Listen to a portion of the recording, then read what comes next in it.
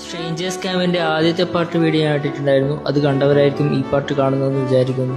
മുടിപ്പാറ എന്ന് പറഞ്ഞ ഈ ഒരു സ്പോട്ടിൽ എത്തിയത് വരെയുള്ള കാര്യങ്ങളായിരുന്നു ആ വീഡിയോയിൽ പറഞ്ഞിട്ടുണ്ടായിരുന്നത്. പിന്നെ നമ്മൾ അവിടെ നിന്ന് ചായയെല്ലാം കുടിച്ച് ഫ്രഷ് ആയ ശേഷം പോയത് സൺസെറ്റ് കാണാനായിരുന്നു. എല്ലാവരും കൂടി ഓരോ തമാശകളൊക്കെ പറഞ്ഞ് അങ്ങനെ നടത്താൻ ആരംഭിച്ചു. വഴിയിലൊക്കെ നല്ല നല്ല സ്പോട്ടുകളായിരുന്നുകൊണ്ട് തന്നെ അവിടെ നിന്ന് വീഡിയോസും ഫോട്ടോസൊക്കെ എടുത്തു.